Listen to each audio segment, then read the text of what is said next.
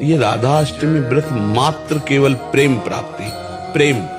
इसमें खास बात यह है कि प्रातःकालीन बेला में तो कुछ न लेना चाहिए, क्योंकि महारानी जी प्रकट होते हैं और प्रकट होने के बाद महारानी जी का अभिषेक होने के बाद उनका चरणामृत लेने के बाद फिर कोई और नियम धारण करने की जरूरत नहीं।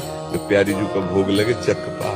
जैसे श्री कृष्ण जी का प्रादुर्भाव हो गया तो हम उत्सव मनाते हैं ना, 12 बजे के बाद फिर पंजीरी है, चरणामृत ये सब। तो हमारी प्यारी जी का प्रादुर्भाव प्रातःकालीन बेला पर हुआ 4 बजे जब। तो लाडली जी जब प्रकट हो गई तो अब तो उत्सव मनाना है ना।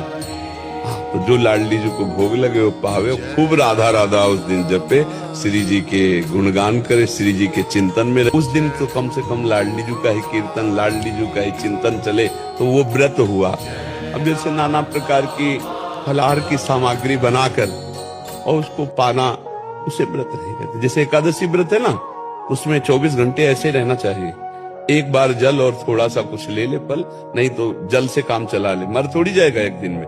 तो ऐसे भगवत आराधना के व्रत किए जाते हैं जब भगवान प्रकट होते हैं, चाहे कृष्ण जन्माष्टमी हो चाहे राधाष्टमी हो। पर जब भोग लग जाए फिर उसमें ये ना देखे कि क्या भोग लगा है, ये प्रसाद पावे को कीर्तन करे को। ये राधा अष्टमी व्रत मात्र केवल प्रेम प्राप्ति, प्रेम।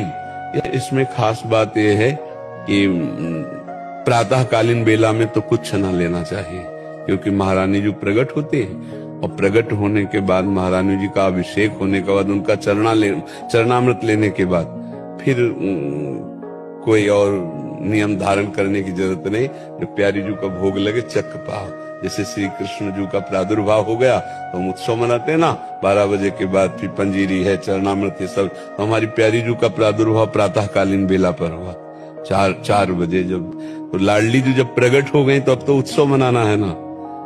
तो जो लाडली जी को भोग लगे वो पावे, खूब राधा राधा उस दिन जपे, श्री जी के गुणगान करे, श्री जी के चिंतन में उस दिन तो कम से कम लाडली जी का ही कीर्तन, लाडली जी का ही चिंतन चले, तो वो व्रत हुआ।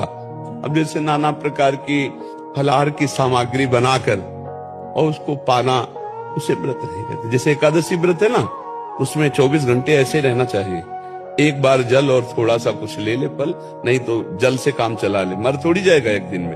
तो ऐसे भगवत आराधना के व्रत किए जाते हैं जब भगवान प्रकट होते हैं, चाहे कृष्ण जन्माष्टमी हो चाहे राधाष्टमी हो। पर जब भोग लग जाए फिर उसमें ये ना देखे कि क्या भोग लगा है, ये प्रसाद पावे को कीर्तन करे को।